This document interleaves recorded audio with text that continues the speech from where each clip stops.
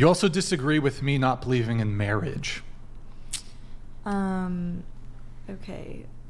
Yeah. So I'm like blanking on what even I said on that. I'm so sorry. No, that's all you said. You just said I saw not believing in marriage. clips, and now I'm blanking on what even it was. Okay. To be completely honest, I'm so well, I can just restate what's your view? my position. Sorry. So I don't object to marriage from a religious perspective, but if you're secular, for example, I actually don't see any point for getting married. For getting married, and even for religious people, I actually don't see any benefit for religious people outside of the religious tradition of it. Why? Which I respect, but there's actually no non-religious benefits to getting married. That I suppose some people will say, well, there's certain tax benefits, which is true, but I don't think those outweigh the negatives. So what do you think the negatives are? Well, it's a scam.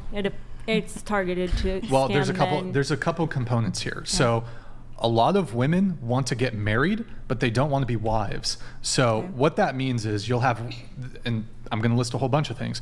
You'll have women who want you to spend 3 months' salary on a ring that really costs $100, but you're going to spend 5 figures on it.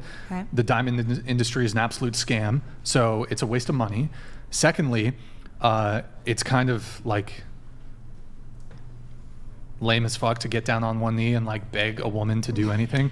So that's weird. And then thirdly, I guess, the wedding itself can be very expensive.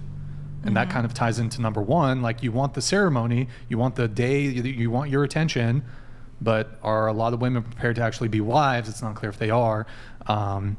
So to me, that's just a waste of money to do this big ceremony, spend tens of thousands. Some people spend hundreds of 6 figures on a wedding. That's a massive waste of money. If I'm looking to put my family in the best position I can possibly put it in, I'd much rather put that money into buying a better house, having another car, putting my kids through the best potential. Why am I going to spend $50K on this thing? That's a one-day event. That's ridiculous. I was about to say the R word. And okay, can I say something about Sure. it? Yeah, you're welcome. So I agree with that, but it sounds like you're sorry. It sounds like you're against the wedding, not the marriage. Well, okay. So that was because you don't have to do all of those things to get married. You can go to the courthourhouse and just get married. I agree with you, but I would argue most women do want those things, and if they don't, then yes, it gets rid of those criticisms that I have. However, my bigger criticism actually is not the ring. It's not the actual ceremony, although I think those are valid criticisms, especially if you're not religious. It's the ramifications of divorce. So, and we talked about this earlier, women are overwhelmingly initiating divorces. Something like 80% of divorces are initiated by women. So there's that. And then just the financial impact of divorce, and then, community property, alimony. Especially if you're a breadwinner and you're a high earner, it's very ill-advised as a man to get married. What I would say is, if you're thinking about all of those things going into marriage of divorce, then you shouldn't be getting married, is what I would say. You should go into marriage thinking that you've found your person that you love. You're going to commit to them for the rest of your life. You respect them. You're not going to put yourself into situations where anything can happen with another person, Like, I think that if you're going in with those doubts of like, oh, it's probably going to end in divorce, then you're probably with the wrong person. Well, if a high proportion of marriages end in divorce, I mean, wouldn't it be the prudent thing to, have a full understanding of the potential ramifications of, hey, what if this doesn't work? I think a lot of the people that... So you should just go in blindly?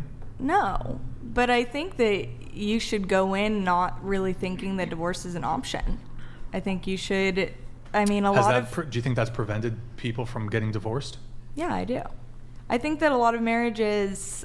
So you think all people who've been divorced knew going in they would get divorced? No, I'm not saying that. Okay. But I think that obviously there's so many different reasons people get divorced. But Sure. I think a lot of people do go in with that thought that it's like, oh, well, if it doesn't work out or we like have all of these arguments, we can always get divorced. It's totally okay. And But I think feel that like that's a most- bad option. I feel like most people have that thought right before they get married, though, because it is a very, very big commitment, and I can understand why Brian doesn't believe in it, because if the love is strong enough, you don't really need a piece of paper, but unless you're religious, you know, you do you, but... Right. Actually, that's a very good argument she makes. Why can't, if we love each other so much, why need to even get divorced? If our love is so strong, Divorced or married? we'll just... Right. Or sorry, Why get divorced? sorry, excuse me. Yeah. If our love is so strong, why even get married? We don't need to get married. I think it's good to have it on a piece of paper, Why? to be completely honest. Why? It's like any reason you would sign a contract. It binds you into But it. why do you need Wait, a hold on, contract, hold on, though? hold on. Why not be binded into it? If you But- love them so much, then why not? But why It- isn't the love But it enough? doesn't bind you. I don't think, I'm a little confused here. Why? It doesn't bind you because let me ask you a question.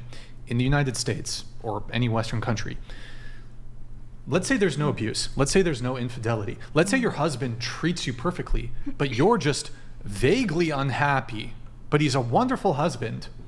Would the woman in that scenario be able to divorce her husband if she was Yeah. so inclined? Yeah. Could she at any point in the marriage, without any sort of abuse from the husband, without any infidelity, he's a wonderful husband, takes care of the kids, provider, everything, but she's just vaguely unhappy.